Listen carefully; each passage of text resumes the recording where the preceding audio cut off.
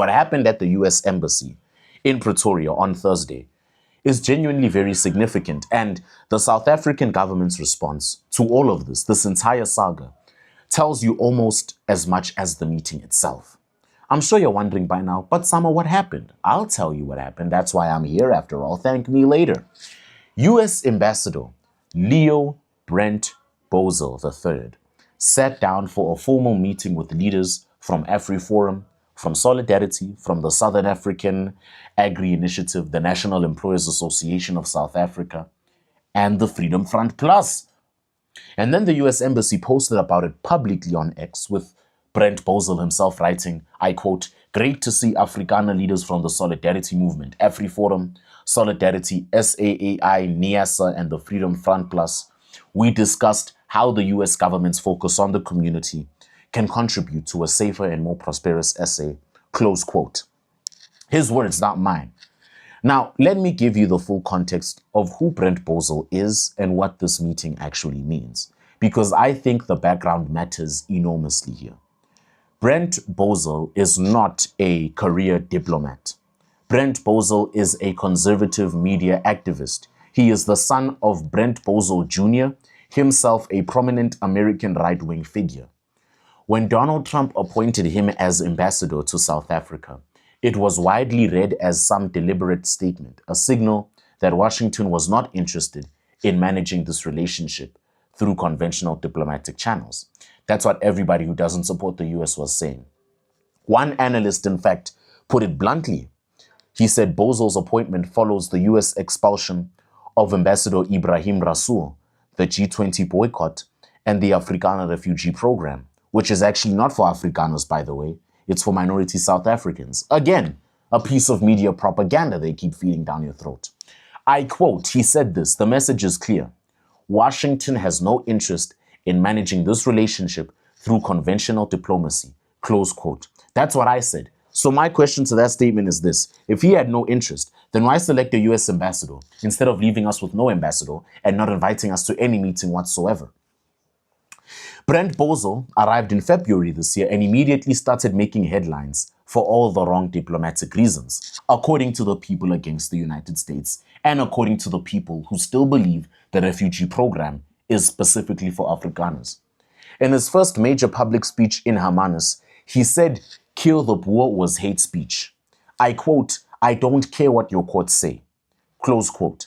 He challenged South Africa's BEE laws in a speech to business leaders, saying affirmative action created compliance burdens and investor risk.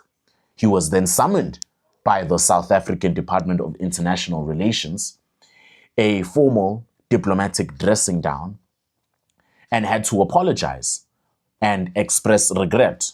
So basically, you had all these people who hated the United States and who hated the idea of a refugee program because South Africa sucks, who pressured Leo Brent Bozell into apologizing because they refused to accept that the Kill the Boer song is hate speech, and they refused to accept that BEE has caused more poverty in the black community than before it arrived.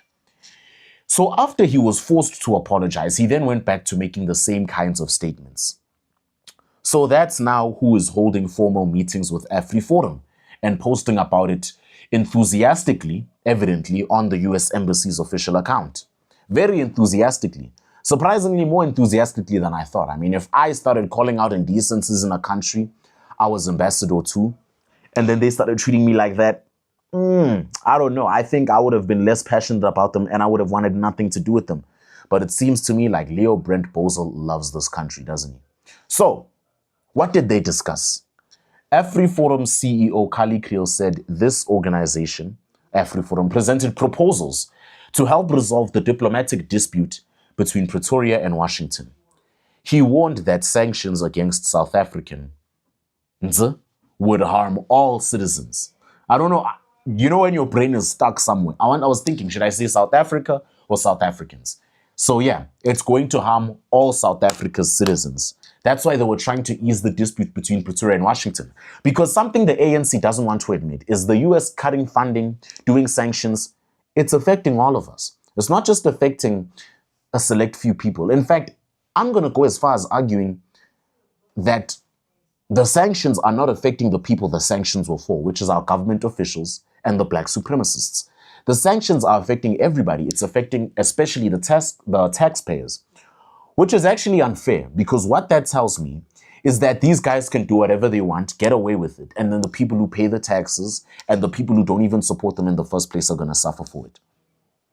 He also said AfriForum's proposals would ensure that issues like property rights, rural safety, and challenges specifically affecting Afrikaners and other minority races, quote, must receive the attention they deserve, close quote.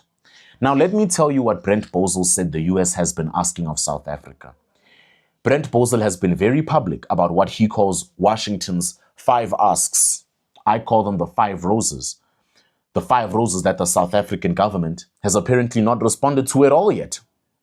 They are, number 1, distance South Africa from Iran, amend parts of its affirmative action laws that affect American companies, outlaw any expropriation of land without compensation, declare rural crime a national priority, and publicly condemn the Kill the Boer chant. He said Washington was frustrated. It had received no reply.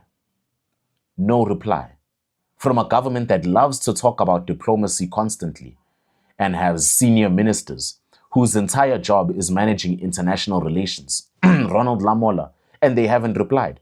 No reply to the 5 roses from the world's most powerful country, which has already cut our foreign aid, cut PEPFAR, imposed a 12.5 trade tariff after its 30% tariff was struck down by the US Supreme Court, denied Finance Minister Enoch Godongwana and Reserve Bank Governor Kgang Nyako accreditation at the G20.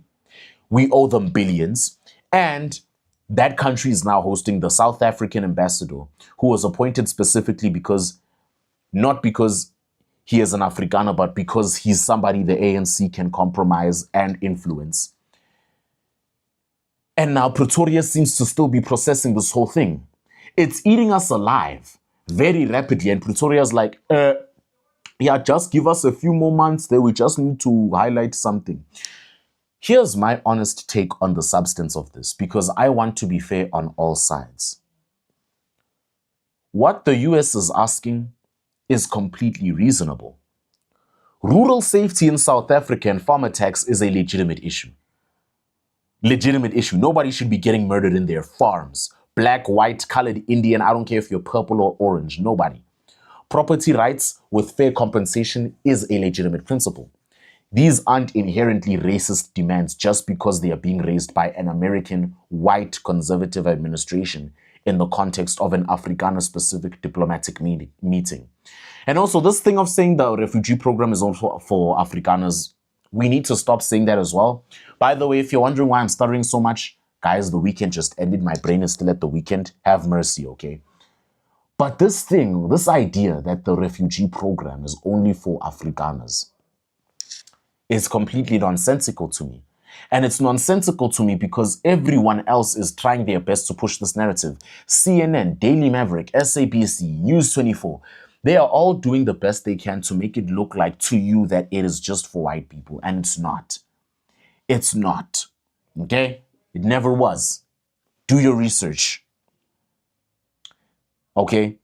And the way this is being done, bypassing the entire South African government entirely because the government refuses to answer. Hold formal diplomatic meetings specifically with Afrikaner interest groups because no one else is interested in you. Post publicly about those meetings to generate maximum diplomatic pressure because nobody wants to pay attention to you if they're an ANC member in government, which happens to be the controlling party. Appointing an ambassador who has already been formally reprimanded twice, which was unfair by the host country's foreign ministry. To me, that is not constructive diplomacy when it comes to South Africa's side. Even if America was wrong, let's say America is wrong in this whole situation, South Africa must still be constructively diplomatic enough to properly respond to each and every one of these. What South Africa is doing now is called pressure politics. And in South Africa's specific historical contexts, where the question of who America listens to and whose concerns get amplified has very deep resonance, It creates an optic problem that goes beyond the legitimate content of any individual ask. The Freedom Front Plus is in the Government of National Unity. They have ministers, they have cabinet representation. They have every formal channel available to raise exactly these concerns through proper diplomatic processes. Instead, we're doing nothing. Absolutely nothing. But what he said is, instead, they're at the US Embassy having their concerns noted directly by Washington. His words, not mine. And what he's trying to say is it's a coalition partner going around the very government they are part of. So basically, he's trying to say the Freedom Front Plus is kind of turning on the GNU by going to these meetings because, you know, the head of the GNU, the ANC, doesn't really agree with America. What did you expect FF Plus to do? What did you expect anyone else who went with FF Plus to these meetings to do? Because the GNU isn't responding, and it seems to be deliberate because they're responding to literally everything else, including the rise of xenophobic violence, but they're not responding to this. What did you expect them to do? And Ramaphosa's government is still silent. No statement, no response, no minister on camera. The South African government is watching the US ambassador hold formal meetings with lobby groups, post about it publicly, and apply diplomatic pressure because they don't want to pay attention to them. And the GNU responds with complete institutional paralysis. That silence is not strategic patience or dignity or however you want to quote it. That silence is a government that doesn't know what to say, to whom, about something it should have been actively managing for months. We need to also talk about the broader US-SA relationship context because it's actually wild. You see, this meeting doesn't exist in isolation. Believe it or not, it is the latest chapter. The latest chapter in a relationship that has been deteriorating at speed since Trump returned to office, and the trajectory is genuinely alarming for anyone who cares about South Africa's economic stability. Trump imposed a 30% trade tariff on South African goods last year. The United States Supreme Court struck it down. A 12.5% tariff then followed from a Section 301 investigation into unfair labor practices. South Africa's finance minister and Reserve Bank governor were denied accreditation to attend the G20 summit hosted by the US, meaning South Africa effectively had to skip the most important annual global economic gathering.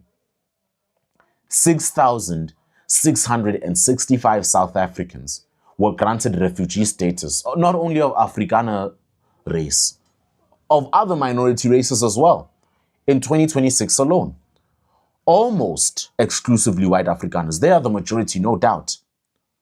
They were not the only nationality receiving refugee status, besides 3 Afghans. Every other slot went to South Africans, not only white South Africans. And through all of this, the tariffs, the denied accreditation, the refugee program, the ambassador being summoned and being reprimanded in front of the entire world, the G20 exclusion, the South African government has maintained this posture of, we will engage through proper channels, while appearing to do very little actual engaging while this country is being brought to its knees. Meanwhile, AfriForum and Solidarity have been to Washington already, multiple times. They've met senior Trump administration officials at the White House. They've lobbied directly. AfriForum and Solidarity are doing more than the South African government when it comes to fixing ties between South Africa and the United States.